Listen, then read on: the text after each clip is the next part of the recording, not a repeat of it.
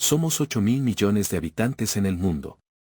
Es obvio que tenemos distintas historias, lenguaje, folclore, costumbres, tradiciones, etc. según la región del planeta en la que hayamos nacido. Pero no podemos negar que el 99.9% de todos nosotros tenemos las mismas aspiraciones de una vida en paz, donde podamos convivir en armonía los unos con los otros. ¿A quiénes les interesa vivir en medio de guerras, crímenes, violencia, latrocinios, corrupción en forma constante? Se los diré, al 0.01% restante, que son los que venden armas, municiones, maquinaria bélica, etc. Ellos no viven en medio de esas guerras, pero como son familias muy millonarias y muy poderosas, las provocan, para poder acumular más dinero, vendiendo sus armas, municiones, proyectiles, aviones, barcos, y hasta drogas, en fin, todo lo que se relacione con su maquinaria de la muerte. Me preguntarán de por qué incluyo a las drogas como maquinaria de la muerte. Sencillo, es común drogar a los soldados para que maten sin misericordia a quien se atreviese en su camino y, así, haya más probabilidades de ganar en una guerra genocida, con tales soldados mentalmente enajenados. No son los altos mandos militares los que se involucran en esas guerras. Son los jefes de más arriba, en las cúpulas del poder político, económico y militar, y, claro, sin ir ellos al frente de esas guerras. En realidad, este sistema diabólico y sistemático de degradación humana, no viene de las capas media y baja, ya sean militares o políticas, sino que viene de las más altas capas del poder económico mundial. Pondré un ejemplo práctico y actual.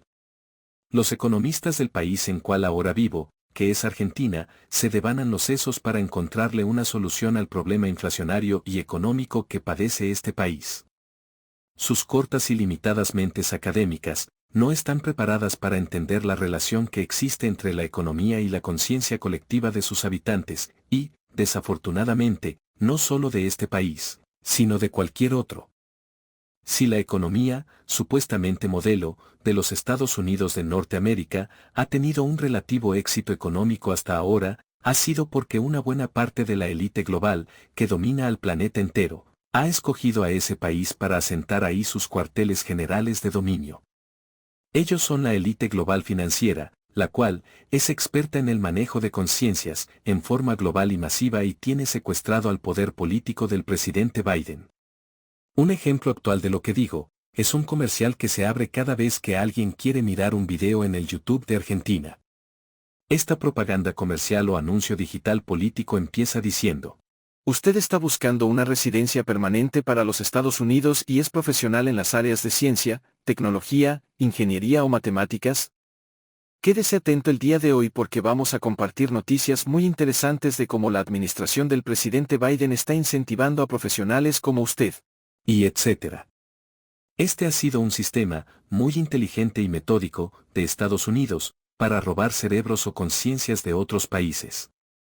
Por décadas, a la manera de la película El Padrino, han reclutado, apadrinando y manipulando la mente de muchos estudiantes en sus universidades imperialistas para que cuando sean profesionales, sean regresados a sus países para colocarlos en altos puestos políticos de poder e influencia.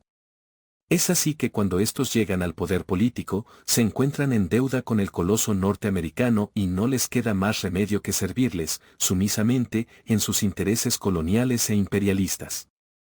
Las guerras modernas más eficaces hoy ya no se libran en los campos de batalla como antes. Ahora los cañonazos se disparan desde las salas de redacción de los medios de comunicación masiva corruptos y vendidos o alquilados al mejor postor. La mentira y la calumnia es un negocio muy lucrativo para aquellos que dominan los medios de comunicación. ¿Ustedes nunca se han preguntado, qué tiene que ver la verdad con la libertad del ser humano? Hago esta pregunta porque el Maestro de Maestros, Jesucristo dijo así: si vosotros permaneciereis en mi palabra, seréis verdaderamente mis discípulos, y conoceréis la verdad, y la verdad os hará libres. Eso está en Juan 8:31. ¿A qué tipo de esclavitud se refería el Maestro, cuando dijo aquella frase a sus seguidores?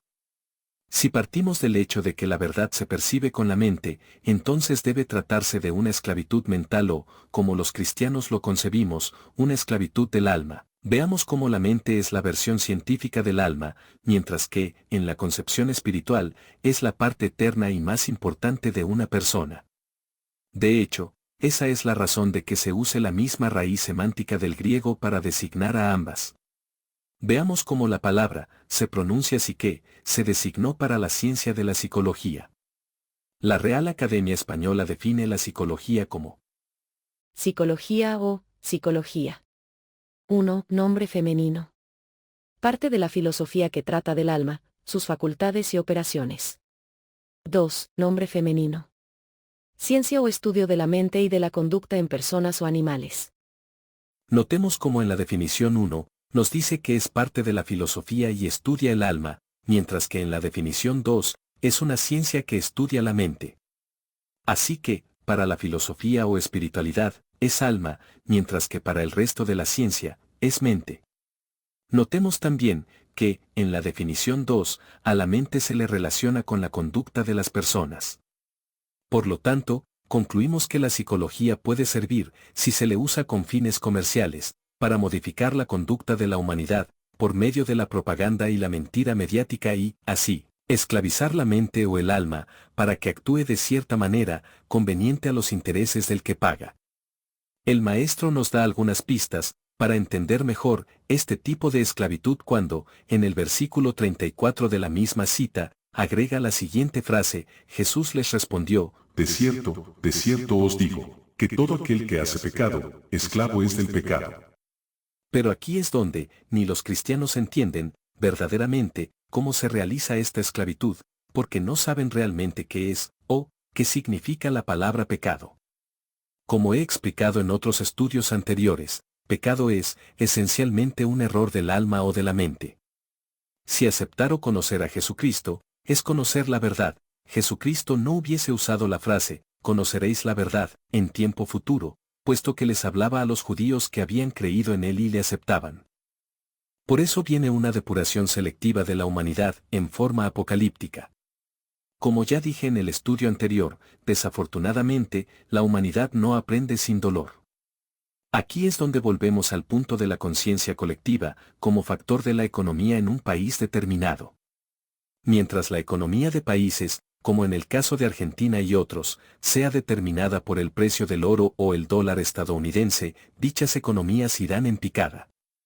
La economía mundial, y no solo de Argentina, sino de toda América, debe ser determinada por el amor entre sus habitantes. Recordemos que el dólar ya no tiene su valor basado en el oro, como antaño. Ahora solo se basa en mentiras publicitarias y de propaganda, manipuladora de mentes débiles que modifican la conducta de los habitantes de cualquier país. Es en este contexto que toma mejor relevancia aquella profecía de Benjamín Solari Parravicini, respecto de la Argentina hoy. Argentina sabrá de la paz del justo, le comprenderá en su verdad, porque tuvo siempre amor.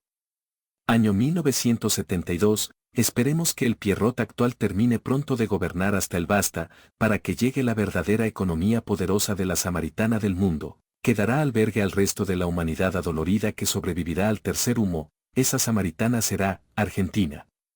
Dios les bendiga y hasta pronto. Les habló Joaco 713.